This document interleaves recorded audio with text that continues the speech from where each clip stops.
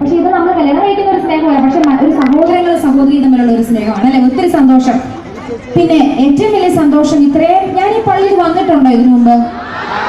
അതാണ് ഈ സ്റ്റേജ് ഇങ്ങനെ കണ്ടപ്പോഴേ, കാരണം ഇങ്ങനെ ചുറ്റും കൂടിയിരിക്കുന്ന എനിക്കൊന്ന് ബേണി ഇഗ്നേഷ്യസിന്റെ പരിപാടിക്കായിരുന്നത്. അയ്യോ, നിങ്ങൾക്ക് ഇത്ര ഓർമ്മയുണ്ടല്ലേ? ഇത് 2-3 വർഷം മുമ്പായിരുന്നു.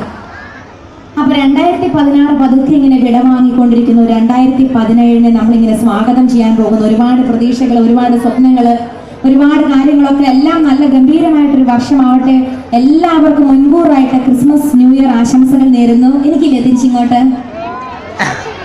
കാരണം ഇനി നമ്മളിത് കഴിഞ്ഞാൽ പിന്നെ എന്ന് കാണാനാ. എന്തായാലും വളരെ ഫേമസ് ആയിട്ടുള്ള പ്രശസ്തമായ പുണ്യ പരിവാരമായ ഈ ദേവാലയ ഗണത്തിൽ ഒരു പ്രാവശ്യം കൂടെ വരാൻ സാധിച്ചതിൽ ഇവിടുത്തെ അച്ഛന്മാരുടെയൊക്കെ പേരെഴുതി വെച്ചിട്ടുണ്ട്. അവരുടെ പേരെടുത്ത് നന്ദി പറയുന്നല്ലേ മര്യാദ. ഒന്ന് തിരിച്ചു പോകോട്ടെ.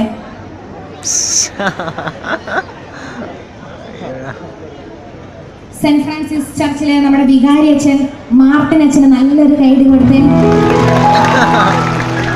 എന്നെ അത്ഭുതപ്പെടുത്തിയ കാര്യം, സാധാരണ അച്ഛന്മാർ ഭയങ്കര ഇങ്ങനെ അവരങ്ങനെ നിന്നാൽ മതി, കാരണം അവരെ നമ്മൾ അങ്ങേയറ്റം ബഹുമാനിക്കും. പക്ഷെ ഇവിടുത്തെ 3 അച്ഛന്മാരും എന്ത് സ്നേഹത്തോടെ എൻ്റെ അടുത്ത് വന്ന് സംസാരിച്ച് എനിക്ക് ഭയങ്കര.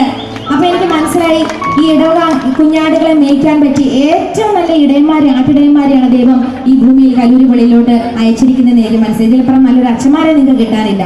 അപ്പോൾ ഫാദർ ഡിക്രൂസ് അച്ഛനും ഫാദർ സിജോയ്ക്കും കൈയടിച്ചോ, ജോളി അച്ഛൻ, പിന്നെ മാത്യു അച്ഛൻ, ചിലർ പേര് തന്നെ കേട്ടിട്ടില്ലാത്ത പോലെ ഇരിക്കുന്നില്ല, നമ്മുടെ അച്ഛന്മാർ തന്നെയല്ലേ? ഓക്കെ. അപ്പൊ നമുക്കൊരു കാര്യം ചെയ്യാം, പള്ളിയിൽ വരുമ്പോൾ ഒരു ഈശോപ്പാട്ടിന് 4 വരി പാടാണ്ട്. ഇങ്ങനെ നിഖില് വളരെ നല്ലൊരു ഈശോപ്പാട്ട് ആദ്യം പാടിയില്ലേ? എനിക്കിഷ്ടപ്പെട്ട ഒരു പാട്ട്, ഒത്തിരി പാട്ടുകളുണ്ട്, എന്നാലും ഒരു പാട്ടിന് 4 വരി പാടിയിട്ട് പതുക്കെ നമ്മൾ സിനിമാ ഗാനങ്ങളിലോട്ട് പോകും. അവിടെയൊക്കെ സൈഡിൽ നിന്ന് ബുദ്ധിമുട്ട്, ചൂടാണ് എനിക്കറിയാം, എന്നാലും ഒന്ന് ഇരുന്ന് സഹകരിക്കണമെന്ന് പറയാനും പറ്റത്തില്ല, സ്ഥലവും ഇല്ല. എന്നാലും പരിപാടി ഫുള്ള് കഴിഞ്ഞിട്ട് പോയാൽ മതിയല്ലേ? കൊച്ചിനെയൊക്കെ കൈപിടിച്ച് നിൽക്കുന്നവരുണ്ട്. അച്ഛാ സന്തോഷം.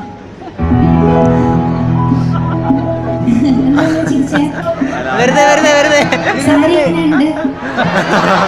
സാരിയാണോ ഏറ്റവും ഇഷ്ടം കൊടുക്കുന്നത്? പെട്ടെന്ന് അങ്ങ് മെലിഞ്ഞു തോന്നിയോ? പക്ഷെ ടി വിയിൽ ഇപ്പോഴും വണ്ണം തന്നെയാ.